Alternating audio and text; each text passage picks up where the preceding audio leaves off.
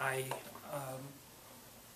not to say that I don't wish Emily was right here with me. As I think I said, she would have. I had to look this up. I didn't remember how many years ago it was, so this afternoon I looked it up. She would have been 24. I'm one of the dealing with loss like this. I don't know Emily's birthday. I don't know the date she died. I wouldn't have known the year if I hadn't looked it up.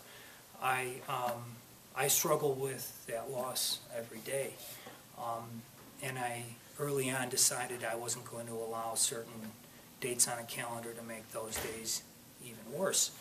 So I kind of associate her in a kind of an even fall of memories, and as wonderful as it is for a father to have that experience of well-being for a lost child, I would still love to have her here with me and to have a conversation with her and to, watch her with, maybe walk her down the aisle someday, or to see her with her own children and things like that. So I'm not here saying that I wish, that I don't wish she was still here, or that terrible accident didn't take place. But I consider myself incredibly fortunate to have had the experience that I did have. It really does inform how I live my life. I think that stories like this must be a little bit difficult, maybe to understand or even accept or even believe. And the best answer that I've ever been able to come up with, which is the one I hold dearest, and that is, when it's God, you know it. That is, in fact, my answer. And with the other aspect of the story, which involves my daughter, it's that kind of thing is obviously a very personal sensation, and I have no question about that part of it either. So I think I would offer yet another answer to the question about stories like mine, and that is, based on this experience, what have you done? How has it informed your life going forward?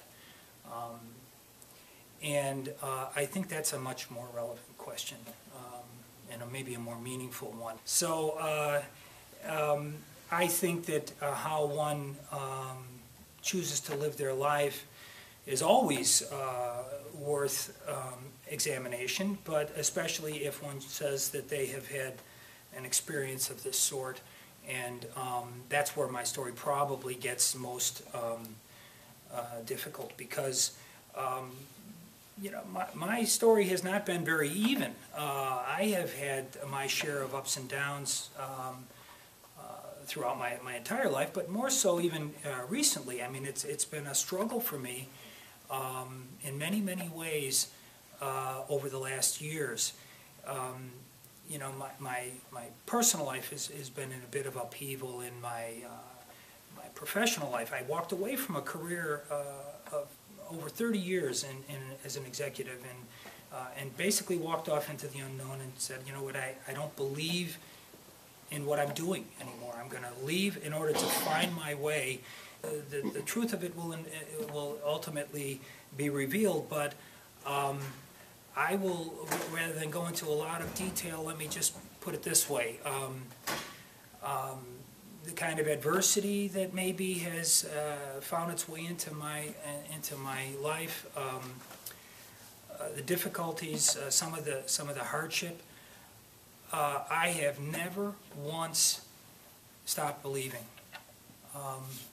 which I think is an incredible gift, and I connect it directly to the faith I have, and I think the faith I have is informed by the story I told you tonight, but by my lifetime of faith. And I think that I have always believed that things are going to be okay, and I've always felt grateful for the wonderful things that are in my life. I mean, yes, you can dwell on hardship and tragedy if you choose, but I would be a fool to emphasize those things over the blessings I've had in my life.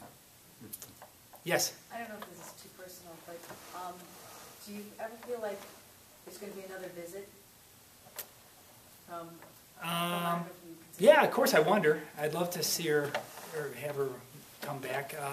I wonder... or even if it's God or the Holy Spirit coming back to you, and then... well, it's a question of degree, for one thing. I mean, I have never felt that God in my life or my daughter have ever been completely gone since then. I mean, that kind of an experience is pretty, kind of resonates. I don't know. It was unexpected in the first place. I think I'm pretty lucky that I even got it once. To have it more than once would be pretty extraordinary. We'll see. I'll keep going back to the desert and see what happens. Anyone else? Okay. Thanks, Terry. Is that all right? You did a great job, Terry.